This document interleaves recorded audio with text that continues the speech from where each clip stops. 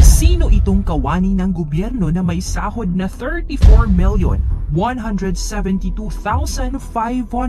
pesos? Wow! Napakalaki naman!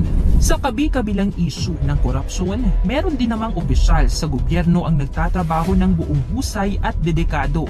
At sa likod ng kanilang serbisyong publiko, napakataas pala ng kanilang sweldo. Sino-sino nga ba ang may pinakamalalaking sahod sa mga opisyal ng gobyerno? Sapat ba ang kanilang kita kumpara sa kanilang serbisyo? 10 highest paid officials sa gobyerno ng Pilipinas. Yan ang ating aalamin. Edna Villa. Si Dr. Villa ang Senior Assistant Governor ng Bangko Sentral ng Pilipinas, kung saan siya ang namumuno sa Payments and Currency Development Subsector. Siya ang nagmamando ng Payments Policy at Development, Payment Supervision, Licensing, Currency Policy, at Integrity Operations ng BSP. Si Dr. Villa ay nakatuon sa iba't ibang aspeto ng regulasyon at pangangasiwa. Ang mas malaking bahagi ng kanyang career sa BSP ay inilaan sa mga operation sa merkado. Ang kanyang income bilang isang Senior Assistant Governor ay umaabot sa 20,901,938.61 pesos. Oh my God! Wow! Pang-siyam, Francisco Daquila Jr.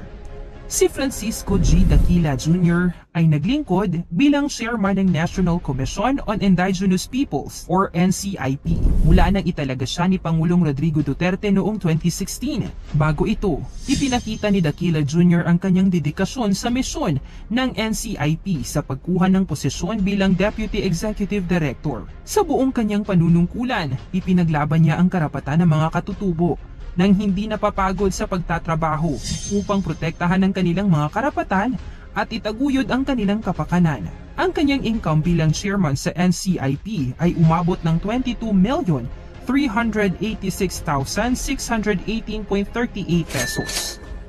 Pang-walo, Elmore Capul.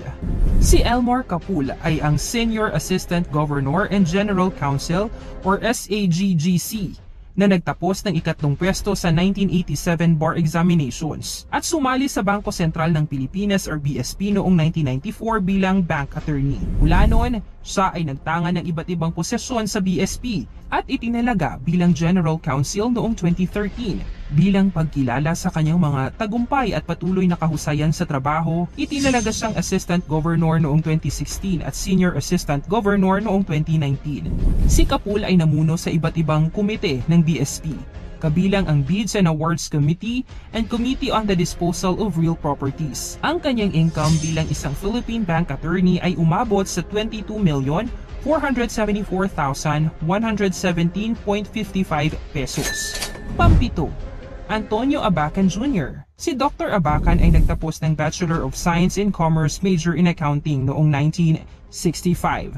Siya ay isa sa mga miyembro ng Monetary Board ng Bangko Sentral ng Pilipinas or BSP. Bago ang kanyang kasalukuyang posisyon, siya ay nakilahok sa maraming kumpanya at negosyo tulad ng Pangulo ng Metropolitan Bank and Trust Company, Senior Advisor ng First Metro Investment Corporation, Board Advisor ng GT Capital Holdings, Advisor ng Toyota Manila Bay Corporation at marami pang iba. Siya ay nakatanggap ng isang parangal noong ika-80 na anibersaryo ng FEU, ang Outstanding Alumni Award. Ang kanyang income bilang isang miyembro ng Monetary Board ay umabot sa 24,026,240.32 pesos. Pang-anim, Peter Favila. Peter Favila ay isang business executive na nakilahok sa iba't ibang mga tungkulin sa pribado at pampublikong sektor. Siya ay naglingkod bilang kalihim ng Kagawaran ng Kalakalan at Industriya or DTI sa Pilipinas noong administrasyon ni Pangulong Gloria Macapagal Arroyo. Bukod dito, may karanasan siya sa pribadong sektor, kabilang ang mga posisyon sa negosyo at korporasyon. Ang kanyang income bilang executive ay umabot ng 24,389,260.96 pesos. Pang-5, Suchi Funashier. Si Deputy Governor Funasher ang pinuno ng Financial Supervision Sector or FSS na pangunahing responsable sa regulasyon ng mga bangko at iba pang BSP Supervised Financial Institutions or BSFIs. Sa ilalim ng kanyang diretsahang pangangasiwa ay 5 subsectors na nangangasiwa ng pagsusuri sa lugar ng BSFIs, kabilang ang espesyalisadong pagsusuri ng partikular na mga area at halimbawa dito ay anti-money laundering, trust, financial market operations at information technology. Nagsimula siya sa kanyang karera sa Bangko Sentral ng Pilipinas noong 1984 bilang bank examiner at unti-unti siyang umakyat hanggang sa maging assistant governor noong 2017. Ang kanyang income bilang isang deputy governor ay umaabot ng 25,157,037.71 pesos. Pang-apat, Victor Bruce Tolentino.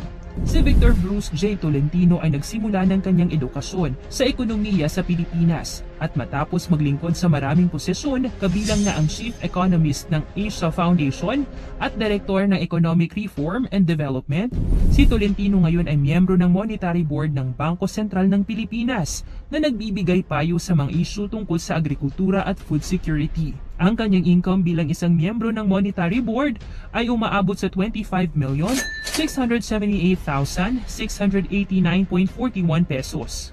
Pangatlo, Anita Linda Aquino. Ang tagumpay ng karera ni Monetary Board member Anita Linda R. Aquino ay sumasaklaw sa 3 dekada ng trabaho sa Pilipinas at ibang bansa. Bago siya italaga sa Monetary Board, nanglingkod siya sa pamunuan ng Philippine Deposit Insurance Corporation. Siya rin ay board advisor sa United Coconut Planters Bank or UCPB, isang government financial institution. Ang kanyang serbisyo sa public sector ay kasama ang pagiging Chief of Staff sa Secretary of Finance and Republic of the Philippines. Siya ay naging Head of Corporate Sales and Structuring sa Citibank Manila, Regional Trading Business Manager para sa Asia sa Singapore-based Citicorp Investment Bank Limited, Senior Vice President at Head ng Global Distribution and Advisory Division sa Rizal Commercial Banking Corporation at Executive Director, Head ng Financial Market Sales ng Pilipinas sa Standard Chartered Bank. Nagtrabaho din siya sa Charles A. Dana Foundation sa New York. Ang kanyang income bilang isang miyembro ng Monetary Board ay umaabot sa 26,362,389.44 pesos. Pangalawa, Benjamin Jokno. Si Benjamin Jokno ay isang kilalang ekonomista at opisyal ng gobyerno sa Pilipinas. Isa siyang dating propesor sa University of the Philippines School of Economics, kung saan nag-ambag siya sa larangan ng akademya, sa larangan ng gobyerno. Nagsilbing kalihim ng budget at management si Jokno, kung saan naging bahagi siya ng mga mahahalagang desisyon sa pambansang budget at ekonomiyang plano ng bansa. Bukod dito, naging miyembro rin siya ng Monetary Board ng Bangko Sentral ng Pilipinas, ang pangunahing bangko ng bansa. Ang kanyang paglilingkod sa iba't ibang sektor ng gobyerno at ekonomiya ay nagbigay daan sa kanya para magkaroon ng malalim na pangunawa sa mga aspeto ng ekonomiya ng Pilipinas. Ang kanyang income bilang isang government official ay umaabot ng 28,781,029.81 pesos. At ang una, Felipe Medalla. Si Felipe Medalla ay isang ekonomista na naglingkod sa iba't ibang kapasidad sa sektor ng pampubliko at pribado. Siya rin ay may kahalagang karera sa larangan ng ekonomiya at pampublikong patakaran.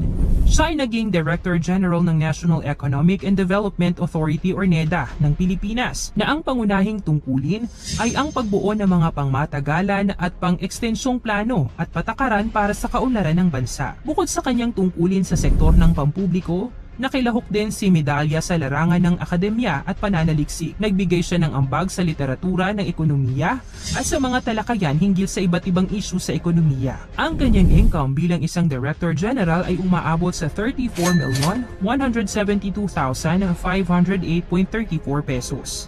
Malaki man sa tingin ng iba ang kanilang sahod, pero mas malaki din naman ang kanilang naging ambag, kakayahan at maraming responsibilidad sa serbisyo upang maisaayos ang malawak na sistema ng ating pamahalaan tungo sa kaunlaran at kaayusan ng bansa.